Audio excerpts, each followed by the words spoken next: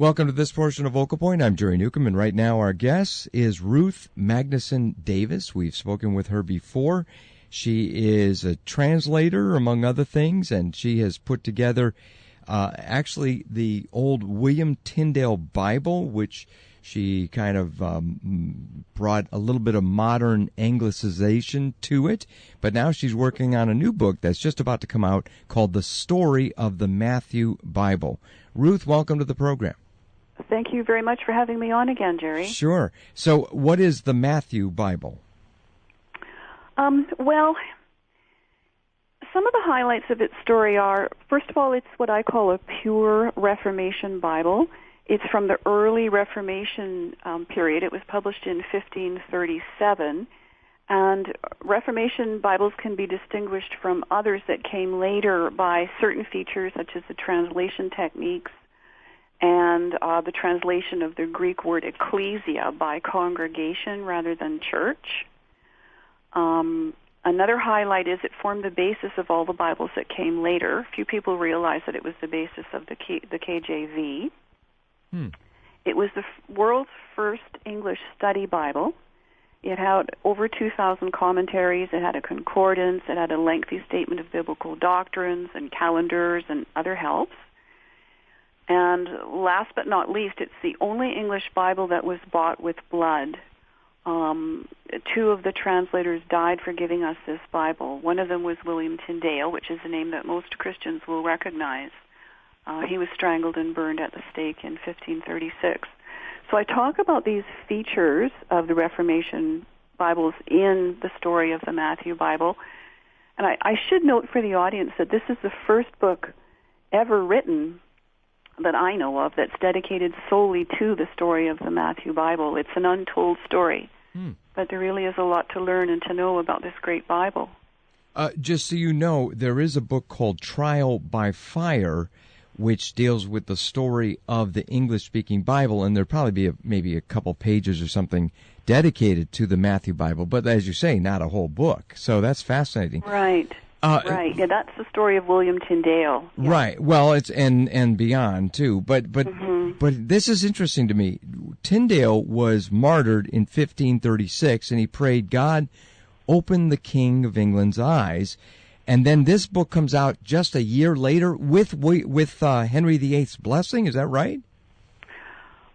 Yes, that's correct. Well, that prayer was answered pretty quick.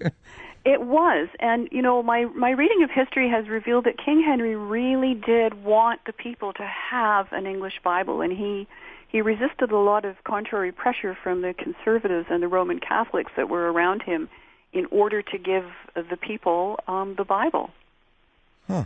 Okay, William Tyndale, just real fast, was the first pioneer when it comes to, translating the Bible from the original languages. The very first pioneer in the English translation would be Wycliffe. But, and Tyndale was martyred for his efforts. Who was Miles Coverdale? Okay, well, there were altogether three men who gave us the Matthew Bible. One was Tyndale. The other was Miles Coverdale. He was also very important in English Bible history. He was not fully competent in the biblical languages. Excuse me. So he translated from German language Bibles, mainly Martin Luther. And you can really pick up Martin Luther's straight-talking style in Coverdale's part of the Bible. It's really a delight to read. And then a third man named John Rogers came along, and he gathered their work together, and he added the commentaries that I spoke about, and he published the whole thing in 1537 under the name, he used a pseudonym, Thomas Matthew, and so that's why it ended up being called the Matthew Bible. So there was no Thomas Matthew per se. If there were such a person, it would just be John Rogers using a fake name. Right, and when John Rogers was martyred, he was Bloody Queen Mary's first burning victim. One of the accusations made against him was that he had used the alias Thomas Matthew. Oh, wow. Isn't that interesting? And by the way, one little tidbit, Tyndale, in his translation of Matthew 6, the Lord's Prayer, he says, "Forgive us our trespasses as we forgive those who trespass against us." In Miles Coverdale, he said, "Forgive us our debts as we forgive our debtors." And every time I, hear that in Sunday morning in the prayer services and in church and so forth, I always remember that little distinction. It's very interesting. It's an interesting one. Yeah. So as far as these, did King Henry VIII, who was responsible ultimately for Tyndale being killed, did he know that Tyndale had any kind of contribution to this Bible that came out in 1537, the Matthew Bible? Well, that's not clear. And also, who was responsible for Tyndale's execution? There's different theories about that. Some think it was Sir Thomas More, who was certainly one of Tyndale's most vocal enemies. And some think it was Bishop Stokesley. So it's unclear. At the time that Tyndale was apprehended, Lord Cromwell, Thomas Cromwell, was very close to King Henry and actually did attempt to make efforts to get Tyndale released from prison. That's a century. That's a century before, by the way, Oliver Cromwell, the more famous Cromwell. But this is somebody else. Right. Yeah. Right. He was a Puritan. Yeah. Right. So basically, did Henry VIII know that much of this Bible, the Matthew Bible, came from William Tyndale, who was kind of an enemy of the state? That's the basic question. The answer to that is not clear. Okay. I suspect that he did know, although Cromwell and Cranmer and the others may have kept it from him. But Queen Anne Boleyn knew, and so he had declared Tyndale's translations to be perverse, and he had banned them. So it may very well be that knowledge was kept from him. Yeah. Huh. Interesting. If he knew, he kept his knowledge secret.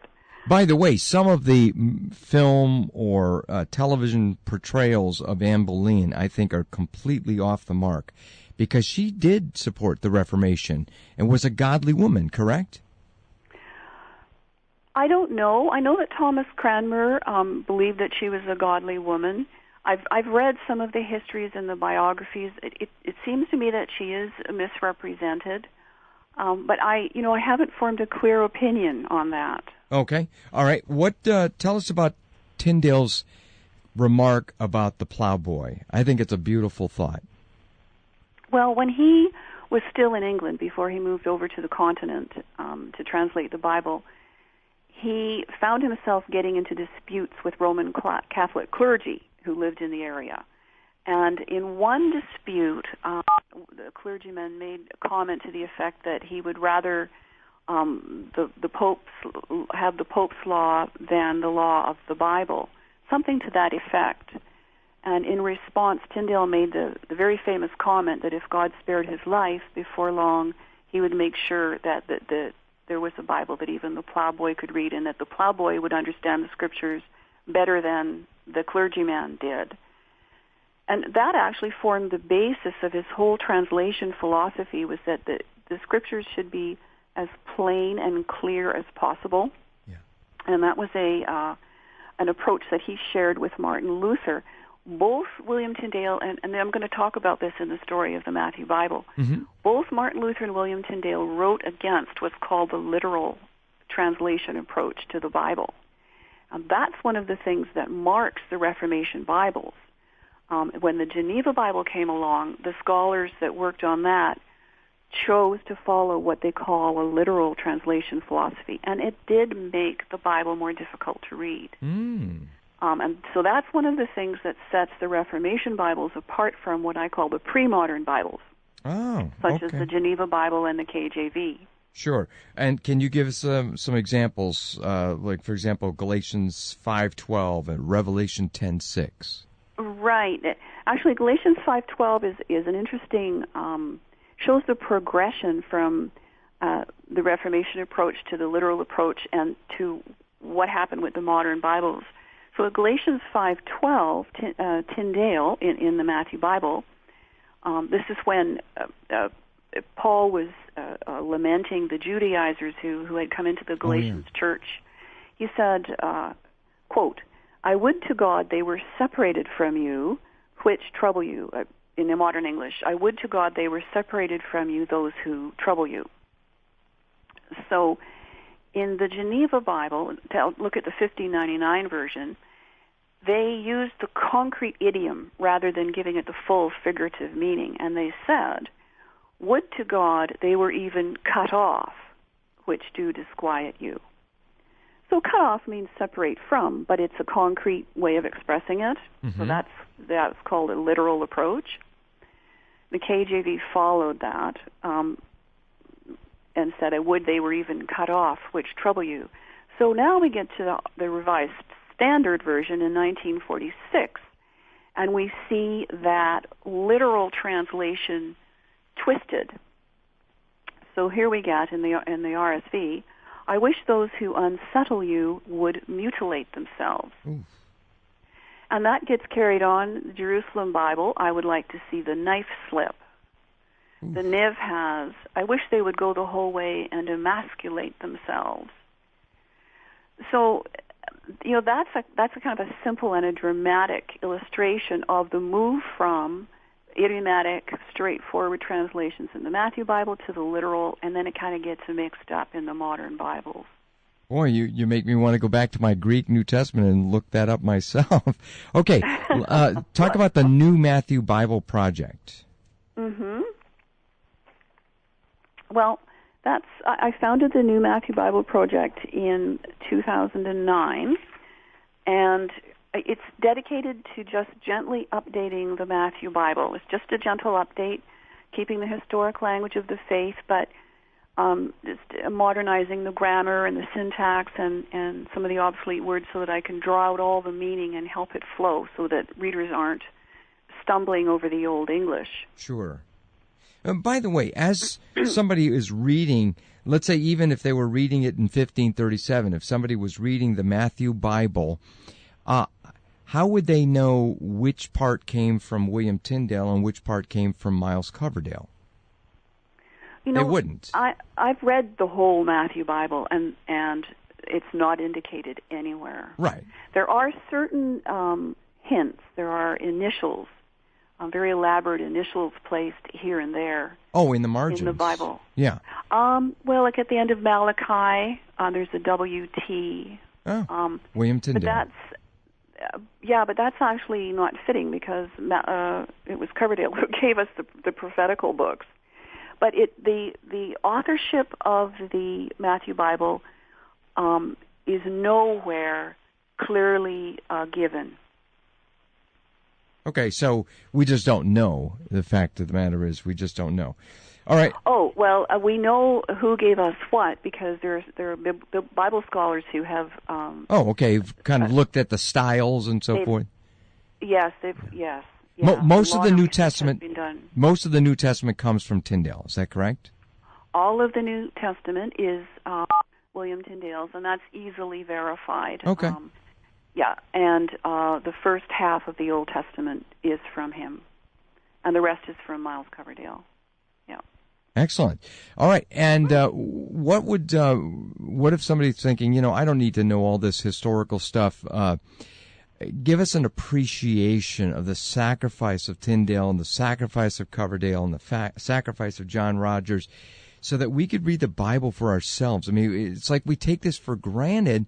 And there was a time when it was against the law and you could even be killed in English if you translated the Bible, into English. Or in some cases, I guess even if you had a copy of the Bible, you could be punished for it. That's right. And, that's another thing that distinguishes the Reformation Bibles from the pre-modern Bibles or the church Bibles. When Tyndale and Coverdale wrote, there were laws in England that prohibited anyone who was unauthorized from translating the Bible into English, and anyone who did so could be burned alive, and anybody who read their works could be burned alive. And the Roman Catholic authorities were ferociously opposed to having the Bible in English. They wanted it left in Latin. So these men, the way I express it is they worked outside the camp.